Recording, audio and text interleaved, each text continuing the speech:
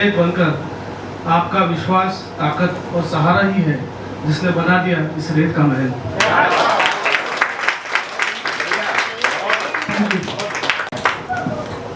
धन्यवाद कुमार जी। नमस्कार। मंच पर बैठे सभी महानुभावों को मेरा शत नमन। और आप यहाँ अवतार वहां से पाते हैं, सच मानो यह उस दुनिया में होता है नारी का सम्मान जहां पर होता है। तो अभी एक स्त्री ने स्त्री के सम्मान में जो बातें कही, सचमुच उन कविता कहानियों में जो छुपा हुआ था उनको उन्होंने महसूस किया। अब हम चलते हैं एक ऐसे शख्स के पास जो अलका जी के सुपुत्र हैं, भाई अश्विन। प्लीज।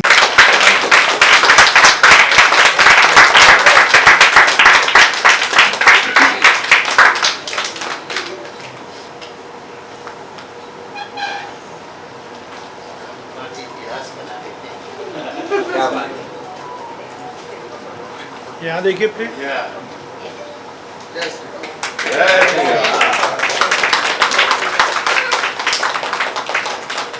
अलका जी यहाँ देखिए प्लीज। लोग यहाँ, अलका जी। Thank you.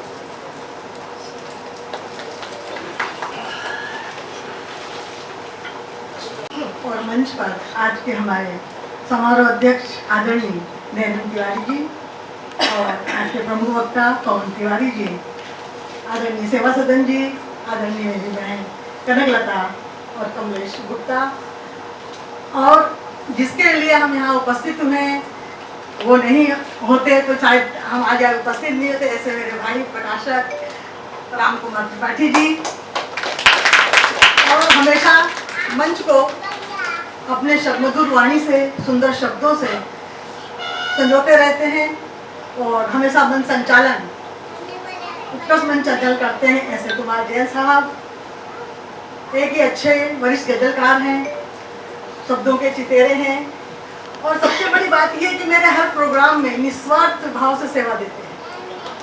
और इन्होंने देते ही नहीं हैं, इन्होंने मुझसे वादा भी किया है, यदि कोई विशेष कारण नहीं रहा तो अलका जी आपके हर प्रोग्राम में मैं निस्वार्थ निःशुल्क सेवा।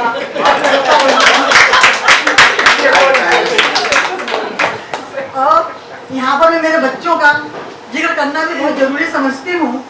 मेरे सुपुत्र अश्विन पांडे, मेरी बेटी आरती पांडे, इन लोगों ने मुझे उस समय इतना संभाला जब मिस्टर पांडे मुझे इस दुनिया में छोड़ के चले गए थे। तब तो ऐसा लग रहा था जैसे ये दुनिया थम गई है, अब कुछ आगे काम होगा नहीं। लेकिन मेरे बच्चों ने मुझे बहुत सबल दिया। उन्होंने मुझे कहा कि माँ तो घर नहीं बैठेगी, जिस तरह से पहले जीती थी आज वैसे ही जीतेगी, और घर की चिंता मत करना, मेरे बेटे में इतना दम है कि घर आज भी चला सकता है। वो साहस मुझे उन्होंने दिया, जिसकी वजह से आज मैं फिर यहाँ पे खड़ी हूँ आपके सबके साथ में। और अपने बारे में क्या कहूँ, अपने लिए कुछ कहने के पहले किसी की तो पंक्तियाँ मुझे याद आ रही हैं, मैं कहूँगी। मेरी मंजिल मेरा हौसला देखकर, डर मुझे भी लगा मेरा फासला देखकर, मैं कदम आगे बढ़ाती रही रास्ता देखकर, खुद ब खुद नजदीक आती गई मेरे करीब मंजिल मेरा हौसला देखकर। पहले मैं सबसे पहले नई मुंबई की धरती को भी नमन करती हूँ, और साहब आप सबके स्नेह को भी नमन करती हूँ, आपके प्रोत्साहन को नमन करती हूँ। हम सभी के हौसले की वजह से ही आज पुनः मैं आप सबके समूह के यहाँ पर खड़ी हूँ इस स्थिति में। सबसे पहले मैं धन्यवाद करूंगी हमारे वरिष्ठ कवि भाई त्रिलोचन सिंह अरोड़ा जी का, जिनका हौसला आज से नहीं है, बहुत सालों पहले से मुझे मिलता रहा है। आज के समय में अभी कुछ दिन पहले ही टाइम्स ऑफ इंडिया ने एक सर्वे किया था कि आईएएस में सबसे अधिक लड़कियों ने टॉप किया। आईसीएसई बोर्ड में किया, सीबीएसई बोर्ड में किया, महाराष्ट्र बोर्ड में किया, नीट में किया, जेई में किया, यहाँ तक कि महाराष्ट्र के सीटी में भी सबसे ज्यादा लड़कियों ने टॉप किया। तो सर्वे में आया क्या? टाइम्स ऑफ इंडिया ने सोचा कि ऐसा क्यों हुआ, क्या कुछ गलत हो रहा है या किसी आरक्षण के कारण हो रहा है। तो उन्होंने सर्वे किया तो मालूम है क्या आया? लड़कियां हमेशा अपने परिवार, अपने माँ बाप के कहे में रहती हैं, इसलिए उनके भीतर वह संस्कार है, वह संस्कृति है, इसलिए वह टॉप कर जाते हैं। और मुझे लगता है कि अलका जी ने अपनी इस कहानी रेत के महल में बिल्कुल सही लिखा है, उसे पढ़ना चाहिए लोगों को। और बात करती हूँ अस्तित्व की। ये कहानी हमें सोचने पे मजबूर करती है कि हमारी पहचान किन संघर्षों से होकर बनती है। ये कहानी केवल पात्र की नहीं, बल्कि हमारे अंदर की उस आवाज की कहानी है कि हमें अपने वास्तविक स्वरूप को खोजने के लिए क्या करना है, और ये कहानी हमें इसके लिए प्रेरित करती है। मुख्य कहानी रेत का महल, जो कि जिसके ऊपर इसका नाम है, वो रिश्तों की नाजुकता का एक गहरा सबक है। जैसे रेत का महल तेज हवा या लहर से बिखर सकता है, वैसे जीवन में कई सार्थक संबंध समय और परिस्थितियों के दबाव से टूट जाते हैं। रेत के महल में जो लड़की अपने को बहुत सुंदर समझती है और फिर लड़का ही उससे मना कर देता है, तो उसके अंदर रेत के महल की तरह भावनाएं गिर जाती है, लेकिन फिर वो अपने को संभालती है और जीवन में आगे बढ़ने को प्रेरित होती है। तो ये कहानी जीवन की सार्थकता पर और प्रश्न पर बहुत सारे विचार करने को हमें प्रेरित करती है।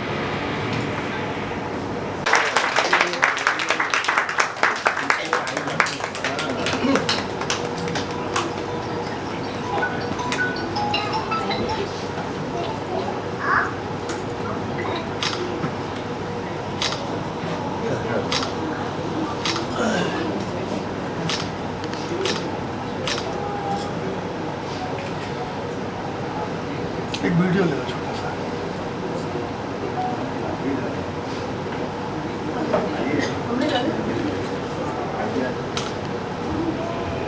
जाइए आप जाइए।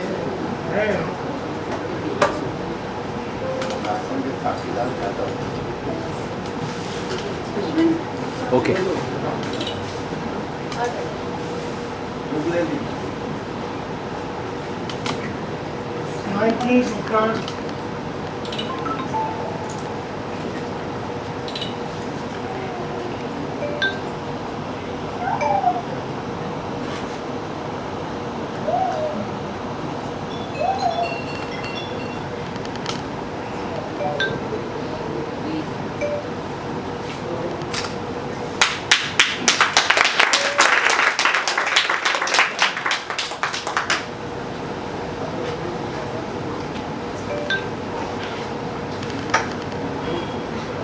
नाम है रेत का महल।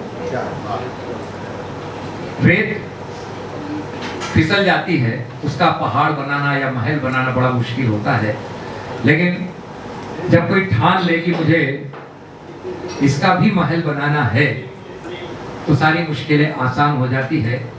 तो आज उन सारी मुश्किलों को आसान करने के बाद जिस मुकाम पर हम पहुंचे हैं, आज 10 दिसंबर विश्व मानवाधिकार दिवस जिसके रूप में मनाया जा रहा है, हम साक्षी बनने वाले हैं कुछ देर में। रेत का महल पुस्तक रचनाकार अलका पांडे जी, आप सबकी साक्षी में उसका विमोचन, और फिर कहानियों के सिलसिले में क्या होती है कहानी, कैसे बनती है कहानी, हम सुनते हैं तो क्यों हमारा मन उसके साथ जुड़ जाता है, उस चरित्र के साथ हम अपने आप को ढूंढने लगते हैं। कहानी कैसे बनती है। नीरज जी ने कहा कि कहानी बन के जिए हम तो इस जमाने में, कहानी बन के जिए हम तो इस जमाने में, और लगेंगी आपको सदियां हमें भुलाने में। अरे बहुत अच्छी बात उन्होंने कही कि न तो मंजू जी आप पीछे बैठे तो अच्छा रहेगा, बात में वार्तालाप बिल्कुल न करें। मैं स्पष्ट बोल देता हूँ, कारण यहाँ सब रचनाकार हैं, सब समझदार हैं, और सब अपने अपने घर में पूरा बोल के आए हैं। यहाँ आप सुनने के लिए आए, समझने के लिए आए। Please request. जीने का संकल्प देती है। ये जो तड़प में उनकी बातें हैं, एक दिशा निर्देश देती है, उन औरतों को एक राह दिखलाती है कि नहीं, तुम प्रताड़ित मत हो, तुम उससे जूझो, तुम उससे घबराओ मत। ऐसी औरतों को प्रोत्साहित करती है। शायद इसीलिए अग्निशिखा मंच का निर्माण भी हुआ है, जो चीज का निर्माण को इनके साथ रचनाओं में मिला। आक्रोश अस्थि का रूप ले, ऐसी कुरीतियों को जलाकर राख कर दे। ये जो कुरीतियां हैं, ये कह रही है कलम के इनका आह्वान है कि घबराने की जरूरत नहीं है, प्रताड़ित होने की जरूरत नहीं। ऐसी कुरीतियों को आप जलाकर राख कर दो, इसमें डरने की बात नहीं है। जमाना बदल रहा है, तेजी से आगे बढ़ रहा है, आप भी बढ़ो, निसंकोच बढ़ो।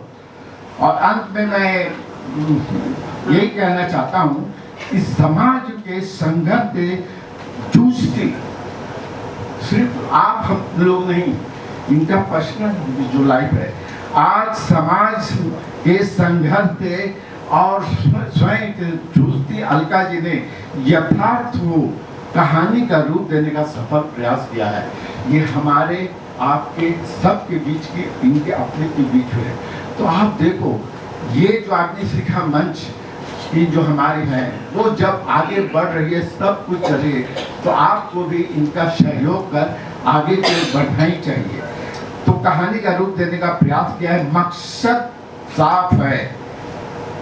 ये सिर्फ लोगों का मनोरंजन करना नहीं है, स्वस्थ समाज का निर्माण करना है, कुरीतियों का नाश करना है। और ये जो रेत का महल है, वाकई में इसको महल को बनाना है, ऐसा महल कि कल आने वाला ये कहे कि रेत का महल भी अब ढाया नहीं जा सकता,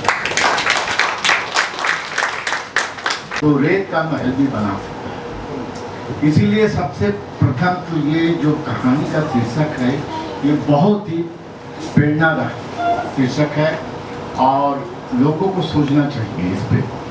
सबसे बड़ा चीज है, कहानी जो है हर इंसान के इर्द गिर्द ही नजर आती है।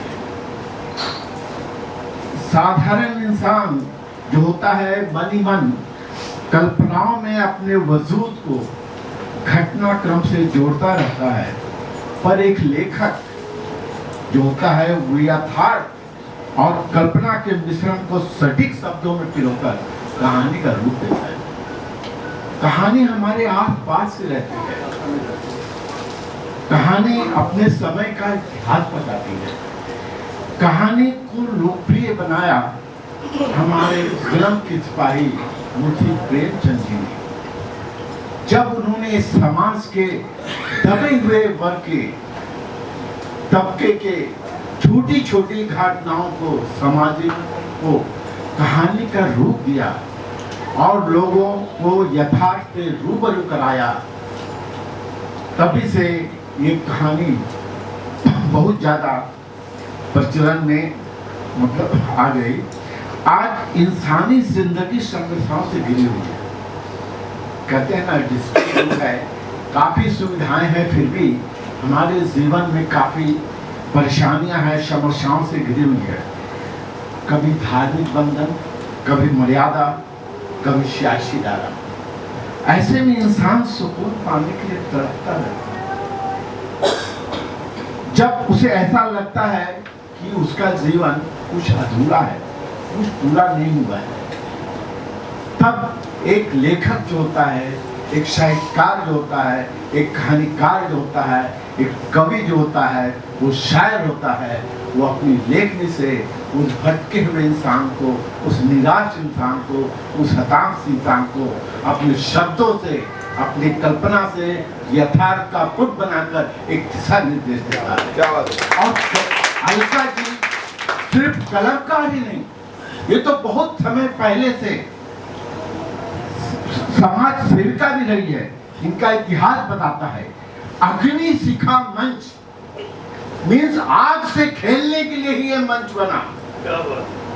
आग से खेलने के लिए मंच बना, तो सोचना चाहिए जो आग से, तूफान से टकराए, उससे खेले, समाज को दिशा दे, उस शख्स जो है वो हमारी आदरणीय अलका पांडे जी हैं, जो सार्थक रूप से जमीन पे भी और धीरे धीरे धीरे धीरे फिर साहित्य में भी अपनी एक अमिट छाप छोड़ रही है।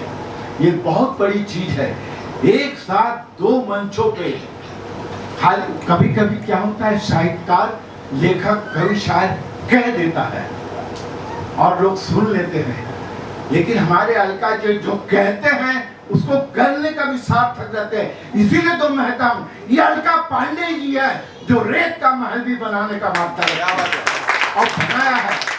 रेत का महल जो पुस्तक हमारी है कहीं संग्रह, ये कभी न कभी एक शक्ति प्रदान करेगी हमारे महिलाओं को, हमारे युवा को जो आज भटक रहे हैं।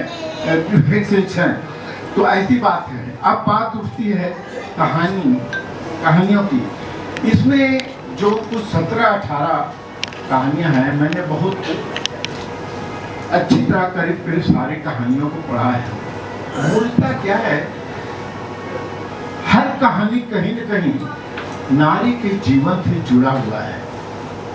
या प्रताड़ित नारी हो, भ्रमित नारी हो, भटक वाली नारी हो, परेशान भरी नारी हो, तो एक नारी होने के नाते अलका जी ने अपने लेखनी से, अपनी सोच से, अपनी पहली दृष्टि से जिस तरह से नारी को परखा है, देखा है रूबरू, उसी को अपनी कलम में शब्दों में ढालकर इस कहानी चंद्रा को बनाया है। मैं 2-4 कहानियां हैं जो बहुत महत्वपूर्ण है, उसके बाद मैं आपको बताता हूँ। सबसे बड़ी चीज है कि रेत के महल के समीक्षात्मक टिप्पणी में मैंने पढ़ा जो हमारे विद्वान श्री हरिवानी ने लिखा है। बहुत अच्छा इन्होंने दिया, एक लाइन में ही बोलते हैं कागज में सागर भर गया है। इनकी तीखे तेवर की कहानियां हैं। हमारे हरिवानी जी ने जो लिखा है पुस्तक में आप पढ़ेंगे, एक लाइन में कह दिया है कि इनके तीखे तेवर की कहानियां हैं। ये प्रतिक्रिया है, ये मात्र कल्पना नहीं और चारण नहीं, स्तुति नहीं। ऐसा है, पुरुषों से प्रताड़ित स्त्रियां, चाहे वो माँ हो, बेटी हो या पत्नी हो, अलका जी ने लेखनी से उसे दिशा प्रदान, संघर्ष हेतु एवं नए सिरे से जीवन संभालने के लिए प्रेरित करती रहती है। और यहीं पर एक लेखक का धर्म सार्थक हो जाता है। एक लेखक या व्यक्ति समाज के चरित्र निर्माण में राष्ट्र की एकता को बनाए रखने में अहम भूमिका निभाता है। और सही में ये अहम भूमिका हमारी अग्निशिखा मंच की जो है अलका जी निभाती है, प्रत्यक्ष और अप्रत्यक्ष रूप से। रेत का महल आखिरकार ठहर जाते हैं। आप समुद्र के किनारे में जाओ, लोग शौक से ग्रंथ बनाते हैं, वो थोड़ी देर का ठहर जाता है।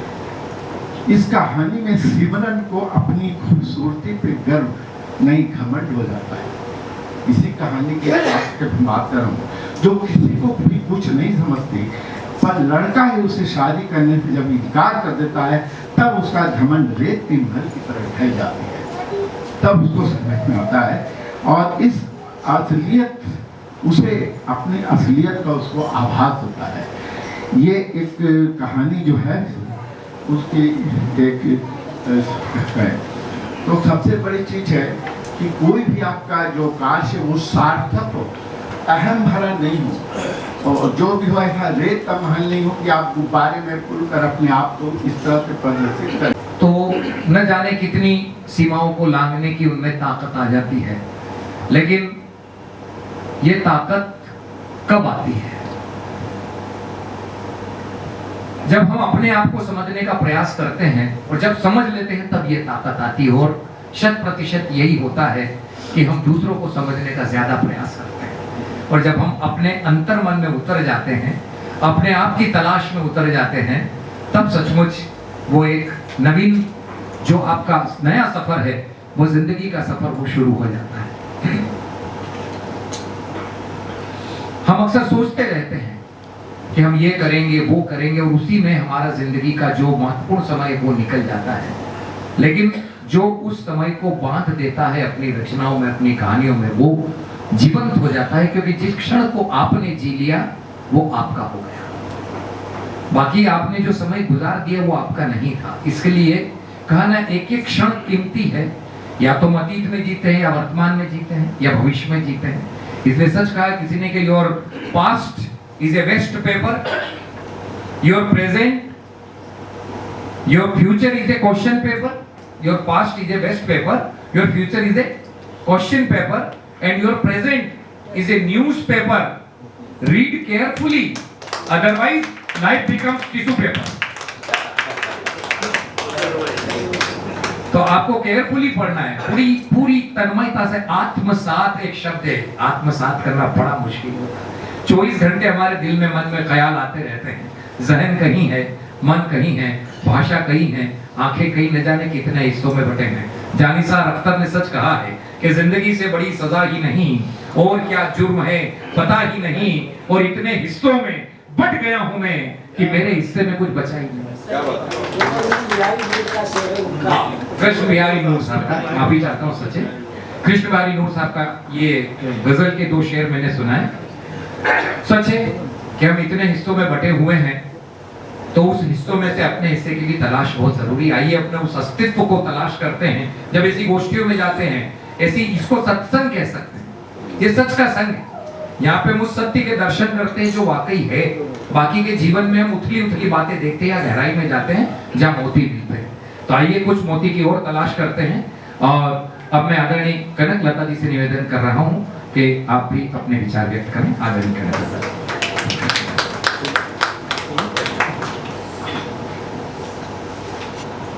वो फणीश्वरनाथ रेणु अज्ञेय जी, न जाने कितने ऐसे साहित्यकार हैं जिनकी रचनाएं कालजयी हैं। उसी क्रम में हर कोई प्रयास करता है कि उनकी रचनाएं भी समाज में लोगों को मार्गदर्शन दें। क्योंकि अभी मैं, जब मुझे अलका जी का कॉल आया कि रेत का महल कहानी संग्रह का विमोचन है, तो मुझे 2 पंक्तियां बनी जो मैं आपसे शेयर करना चाहता हूं कि कहानी कैसे बनी, कविता कैसे बनी। सहा बहुत था,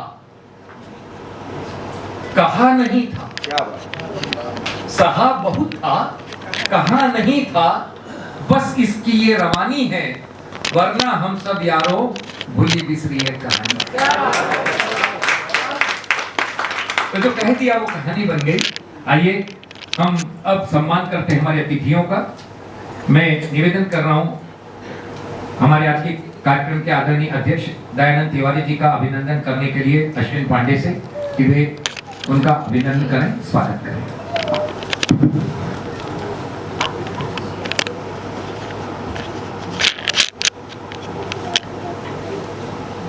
थोड़ा क्रॉस भाई साहब प्लीज, थोड़ा। हाँ सर रुकिए प्लीज, थोड़ा क्रॉस। हाँ थैंक यू।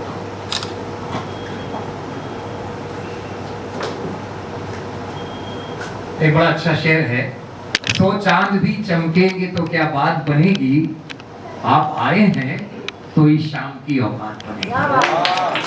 तो इसमें एक शब्द है चांद, और चांद से मैंने लिया है चंद्रिका। तो चंद्रिका यहाँ से मैं निवेदन कर रहा हूँ, आए और हमारे पवन तिवारी जो प्रमुख वक्ता हैं उनका अभिनंदन करें, स्वागत करें।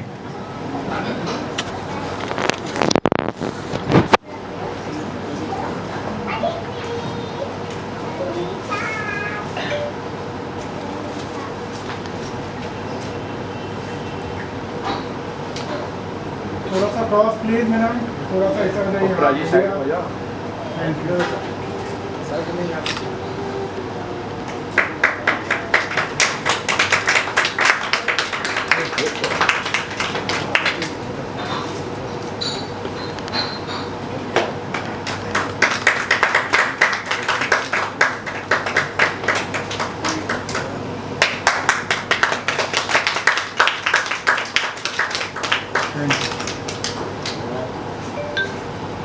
रेत के महल के टाइटल के बारे में, और आपने इस तरह से परिस्थितियों से इस नाम को चुना।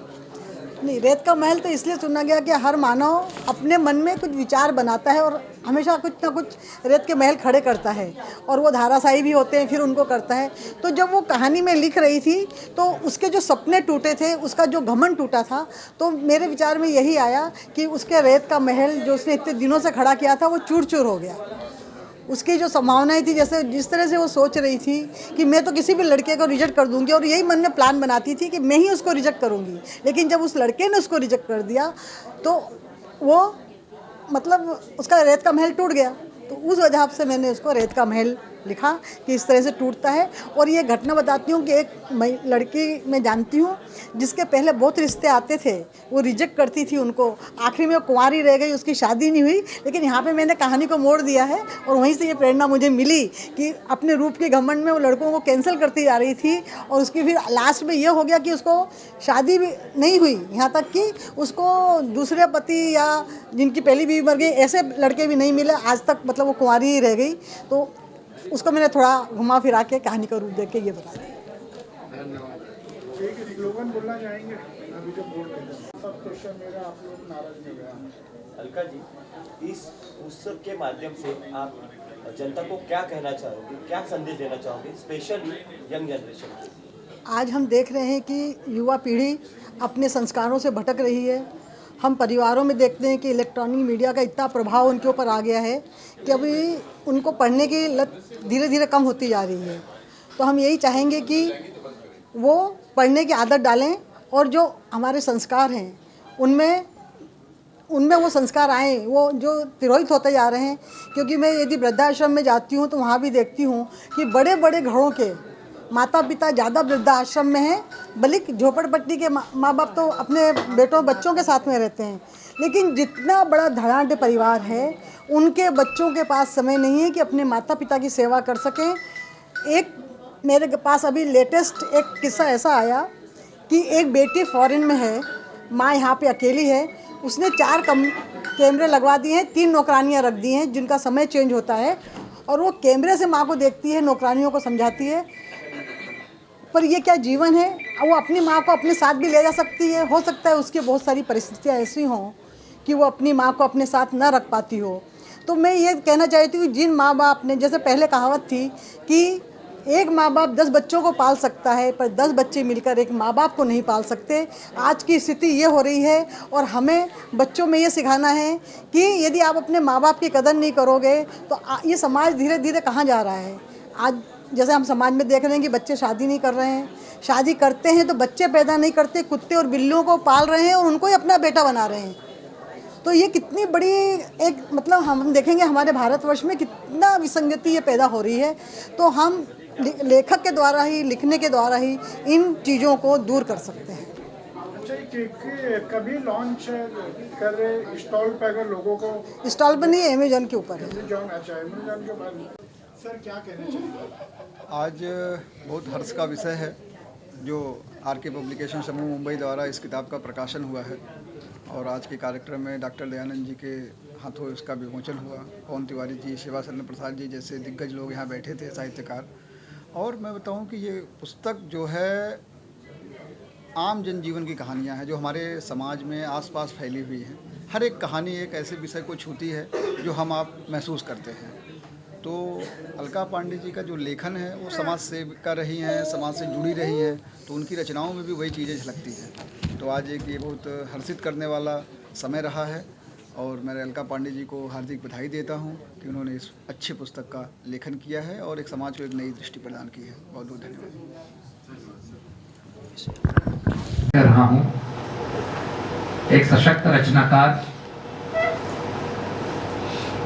आपसे निवेदन है हमारी एक और वक्ता आदरणीय कनक लता तिवारी जी का अभिनंदन करें, स्वागत करें। सर जी आपका स्वागत है, क्या संदेश देना चाहेंगे आज जो पुस्तक का लॉन्चिंग किया गया है? काफ़ी नमस्कार, मेरा नाम अश्विन पांडे है और मैं श्रीमती अलका पांडे जी का सुपुत्र हूँ।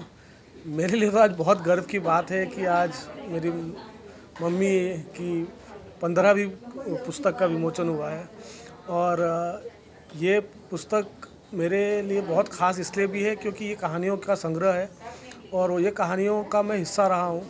बचपन से मैंने इन कहानियों को, इन सिचुएशंस को मैंने घटित होते हुए देखा है हमारे घर में, हमारे सामने और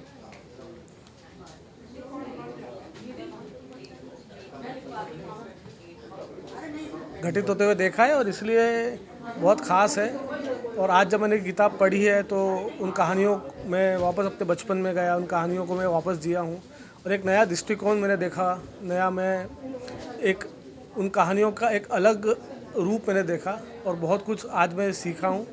और मैंने देखा कि कैसे अलका जी इन सब चीज़ों को अलग से देखती थी और इस व्यथा को या उस पीड़ा को वो कैसे समझती थी, गहराइयों से समझती थी, और बस इन्हीं पीड़ा और गहराइयों का नाम है रेत का महल। धन्यवाद। Thank you. सर आप भी दो शब्द दर्शकों को एक शेर सुनाना चाहिए। मैं आज अगर कोई शेर बोल सकता हूँ तो वह यही है जो अलका जी के रेत के महल से प्रभावित है। मैं कहूँगा, रखो हौसला, वो मंजर भी आएगा, प्यासे के पास चलकर समंदर भी आएगा, थक के ना बैठियो वो मंजिल के मुसाफिर, मंजिल भी आएगी और मंजिल के मिलने का मज़ा भी आएगा। क्या बात है, धन्यवाद। एक इसी तरह आप भी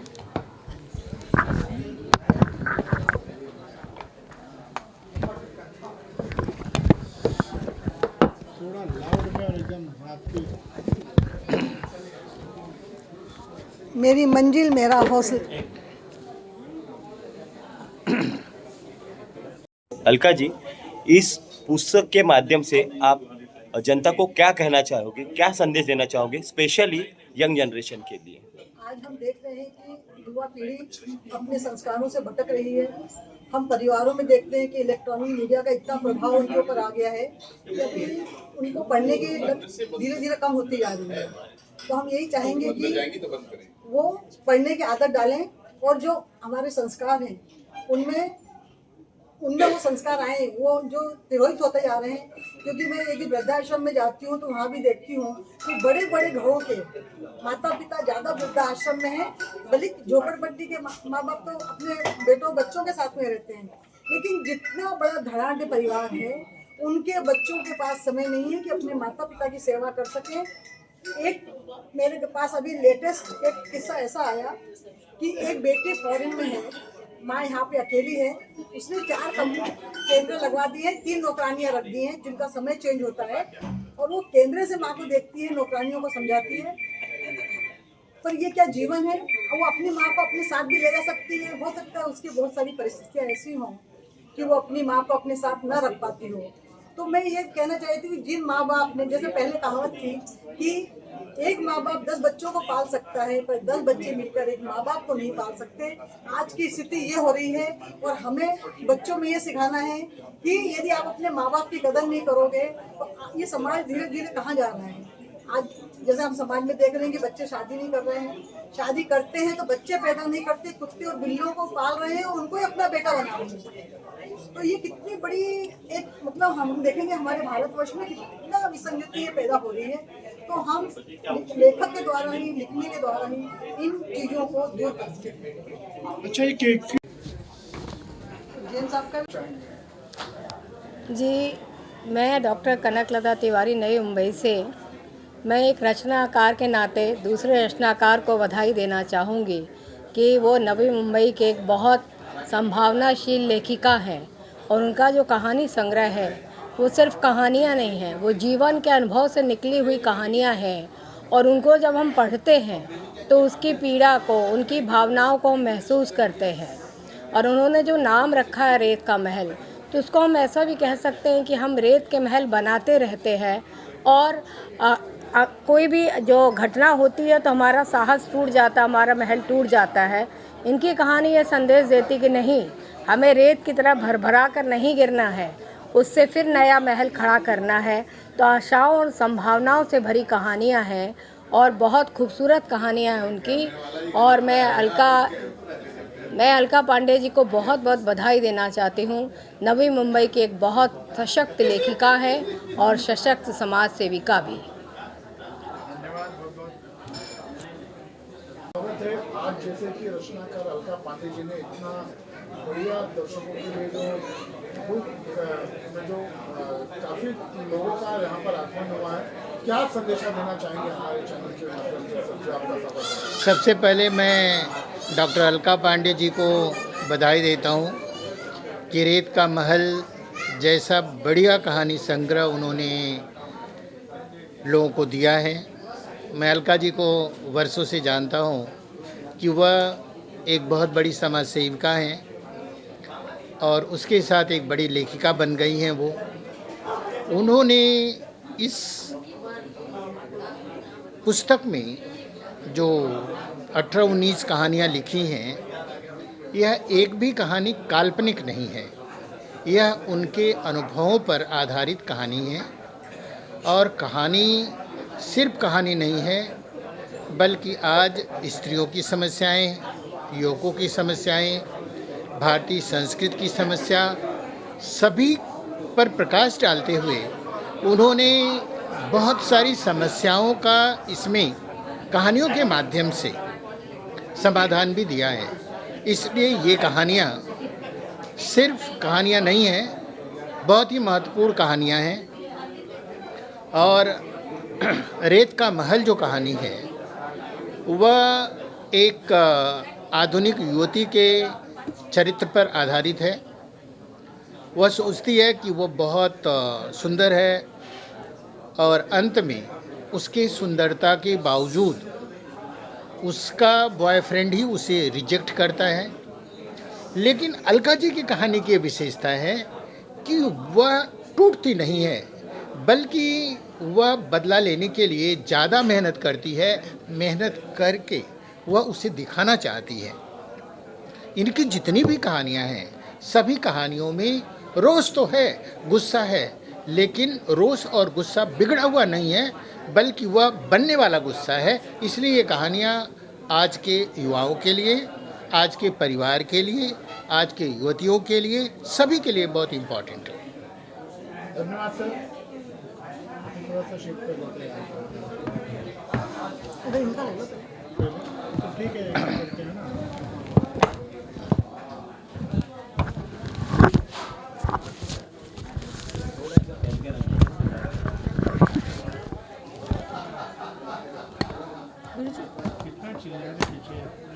कहते हमारे चैनल में रेत का महल, इस तरह का जो आपने बुक लॉन्च किया, और कितना बुक अभी तक का मार्केट में आपका जो बुक लॉन्च हुआ, और क्या आपने ऐसा सोचा जो इतनी बढ़िया, काफ़ी लोग तारीफ सराहना कर रहे हैं, क्या संदेशा देना चाहेंगे? मैं यही संदेशा देना चाहूँगी कि एक लेखक जो होता है, जो लेखक एक होता है, वो जो अपने इर्द गिर्द देखता है, महसूस करता है, उसके बारे में सोचता है, और जो समाज की विसंगतियाँ होती हैं उनके ऊपर ही वो अपनी कलम चलाता है। तो मैंने भी यही किया है। मेरे समाज सेवा करते समय जो जो मेरे नज़रों में आया या मैंने उनको लोगों को भोगते हुए देखा, समझा, उन्हीं को मैंने अपनी कल्पनाओं के जरिए शब्दों में उतार कर उसको विस्तार दिया और एक कहानी का रूप देकर पाठकों के समक्ष लेकर आई।